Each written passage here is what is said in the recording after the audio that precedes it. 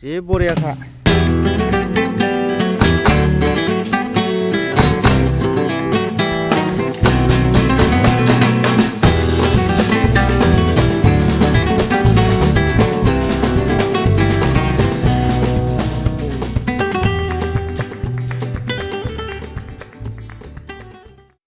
Good morning guys. नै साना बे जाहैबाय याजालि टाउन। जोङो मैया फैदों बै लामा नुनाय जों थांग्रा लामा बेयो ओरैनो गिदिंनानै बैजोंहाय सफैबाय आरो ओमफ्राय दा जों थांफिनसिगोन। जोंना गारिया बेयाव दङ। बेनो जाहैबाय जोंनि न'नि मानसि दङ बाव। नै ओरैजाय नारें खमला बागान दङ। फिथाइ गैथ'ला दायो, बिबार बारफिनगासिनो दङ। फिथाइखौहाय बिदिनो डिसेम्बर जानुवारियाव मोनहैयो आरो। फिथाइया खाजोब्बाय, ओरैबायदि गोदैखा। दाख्लै लांदोंमोन, मोनजाखांबाय। डिसेम्बराव आं मोनजानायानो होनदां नोंसोर लांनाया दा बस्थायाव सोना लांनाया बिराद गोदै। नै बेयाव थाइजौ फांसे फांनै दङ। बे थाइजौआलाय फिथाइ थायोना थाया? थाइजौआ फिथाइ थायोना थाया? बहाथो खान्थाल दं? बबेथिं खान्थाल दं? नुवाखै। नुबाय। ओरैबायदि बागान नै डिसेम्बर जानुवारिफ्राव मोनो। लोगोफोर सोरबाफोर फैनोब्ला लांफै बेयाव बागानाव। बायनानै खम हलसेलावनो हरनो हागौ। हा जे बरियाखा। फिथाइ थाइजोबब्ला आनारसफोरबो गायो, इलाइचि गायो, हाइजेंफोर गायो। जुम खेथिथिं गायहैसिगोनलाय। बे न'नि आन्था बेयाव थानाय जुम खेथि। बेलेगथिं हा दंबावो बिसोरहा। आंनि बाजिनि बिनानाव बाजियानो होनदो याजालियाव।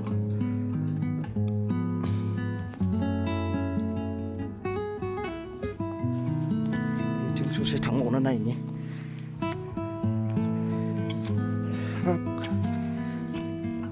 एक्सारसाइज जागोन गाखोलाय ओंखारलाय। यहाँ पे नया खेती करने जा रहे हैं क्या? ओह, संतरा और भी लगा सकते हैं तो यहाँ पे।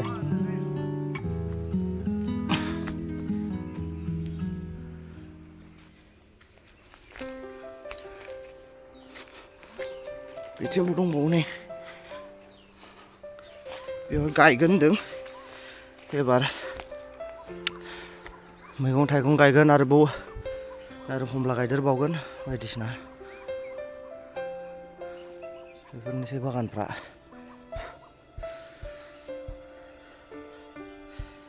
एकदम पियर अर्गानिक सोलियो बिथिंहाय। बिसोरना मुलिबो होनो मोना। बायसान्सनि बोरैबा मुलि होनानै गभर्नमेन्टजों मिथिजानांगौबा हमजागोनसो आरो। मैगं थाइगंफ्रावबो मुलि होआ ओंखायनो।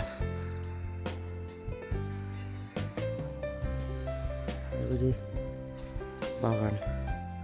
बेयो जाहैबाय टाउन, बिसिनि टाउन खाथियावनो। मेंबाय बिरादनो।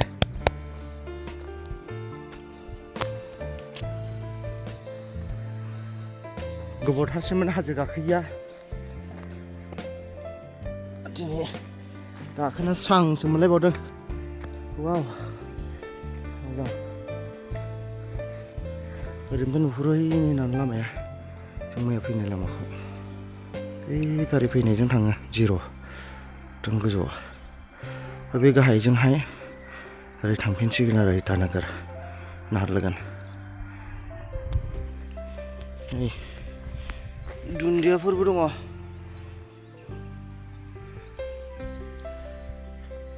जुम खेथिया एसे गुवारानो बेयावबो। वाव,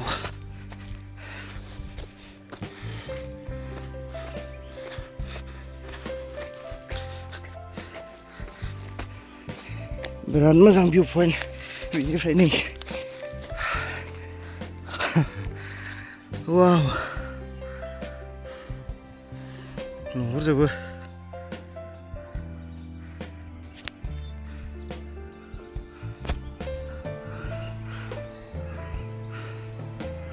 बै नुहुरनायाव गिर्जा बिसिना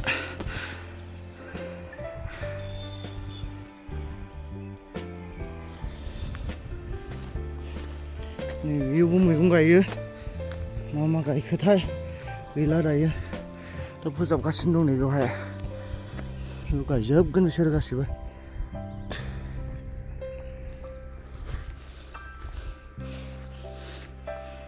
ओरैजाय बेरा होनायनिफ्राय गुबुननि आबाद जाहैलायबाय गुबुननि हा बेलेगनि हा नैबे बेरा होनायनिफ्राय ओरैजाय गायबानो जायो मैगंफ्रा बरियानो हासार दंसोयो हाजोआव नैबेयावहाय भिन्दिबो गायदोंमोन आरोबाव भिन्दिफोर गायबावगोन होननानै बुंदों नै बिथिं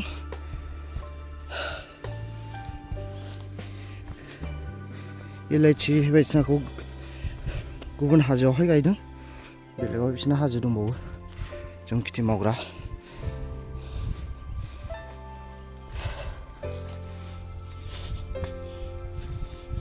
ओंखारलांफिनसै दानिया फिथाइया बिराद गोदै बेनिखायनो अरुणाचलनि नारें खमलाखौ बायसोयो दा मानसिफ्रा मुलि होनायफोर माबाफोर जेबो गैयिखाय बिराद गोदै जायो आरो फिथाइया जानो बायना लांबावनोसै केजि 50 थाखानि मोनो होनना बुंदों ओइ याजालि टाउनावहाय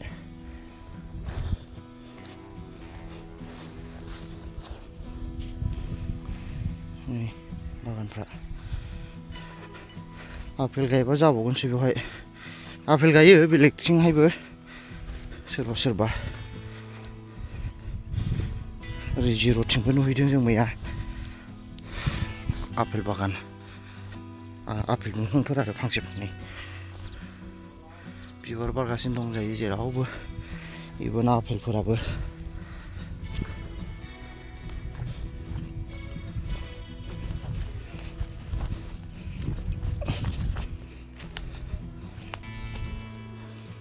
गाखोबा गाखोना ओंखारलांनोसो जारला जायोलै माथो नै खान्थाला बेनो फिथाइ थायोनो हौ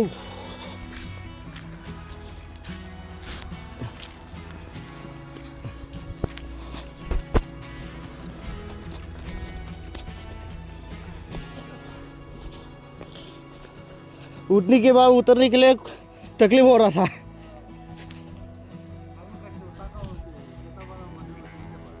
कहाँ यहाँ पे है अरे ये तो क्या है वो लौकी ना क्या बोलता है उसका खबर है ना नहीं नहीं बेरेमोदै है क्या अभी बेरेमोदै को बिसोरो लाव बे लावथाय ना मा होनो लाव गोदैबो होनो सोरबाबा औ सरि लाव गोदै नङा पानि लाव होनना बुङो सोरबा बिनि खलथा बेयावनो लाहैयो आरो बेरेमोदै नङालै बेरे फिसासो छोटा वाला ना मधुमक्खी वो तो नहीं है ना ये ओ जों बेरे एंखुर ना मासो होनोमोनदांलै गोदो गोसोम नङा बांद्राय एसे गोजाहां बेबायदि फिसा जाहां बेनो आरो बेरे कितना बड़ा होता है ये कितना बड़ा होता है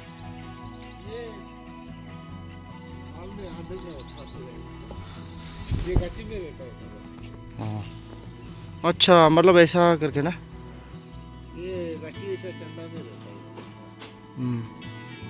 मीठा है खाने के लिए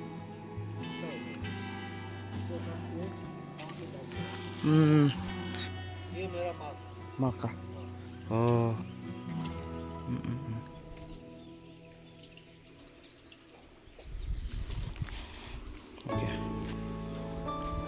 ओंखारफैबाय आङो जेने थेने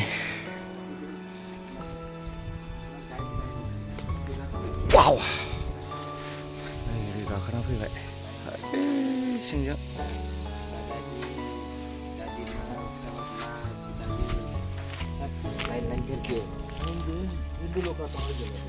कौन से क्लास में पढ़ाई कर रहा है बोल रहा है कौन से क्लास में क्लास 5 में और बड़ा भैया इशाक आयशक हाँ वो क्लास 4 है हम दोनों सेम था अभी हम पास हो के क्लास 5 गए अच्छे तक पास होने से वो भी 5 चला दोनों भी सेम क्लास में है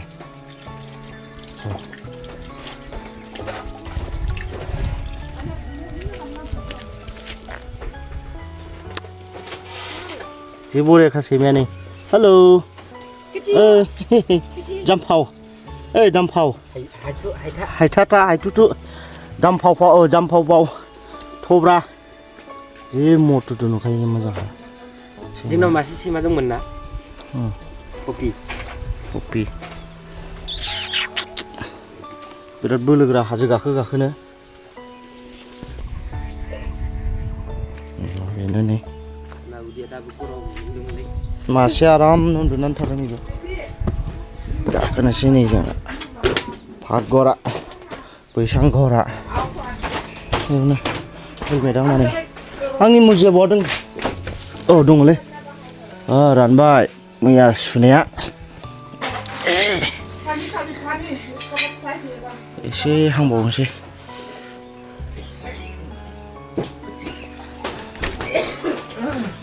ओंखाम संग्रा बिथिंहाय उन्दुग्राफ्रा बेलेग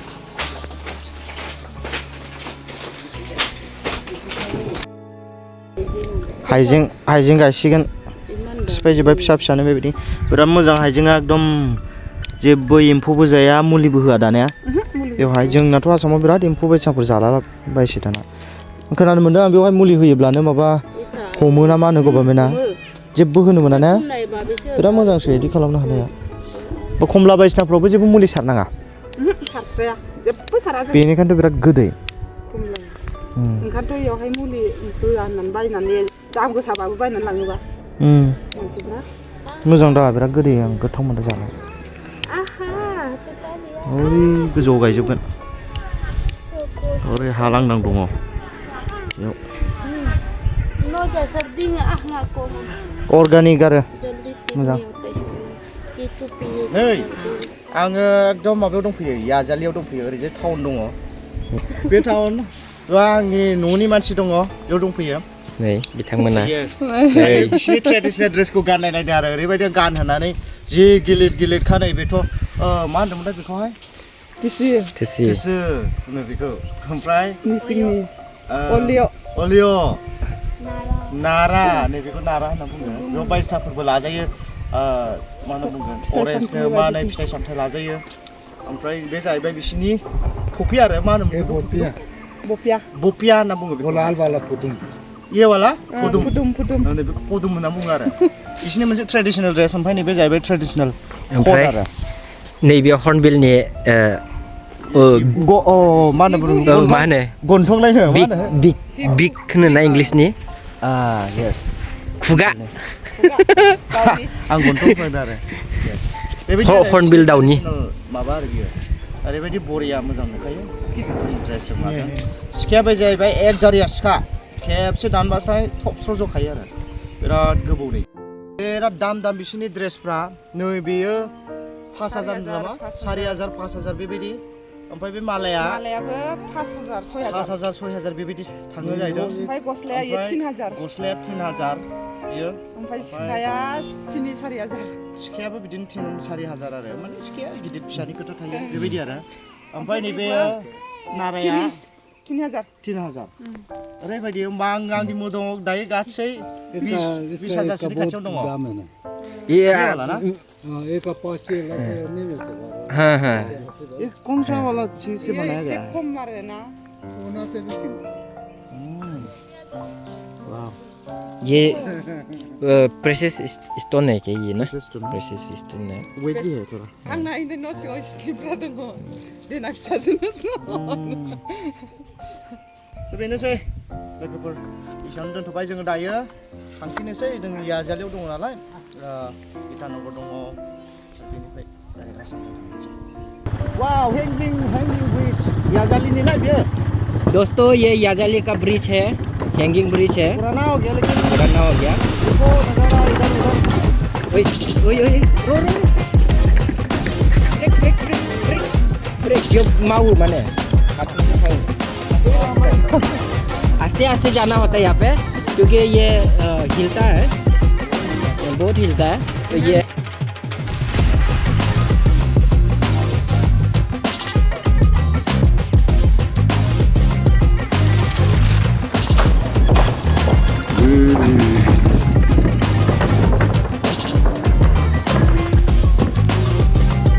Please like and subscribe, comment and share. Thank you.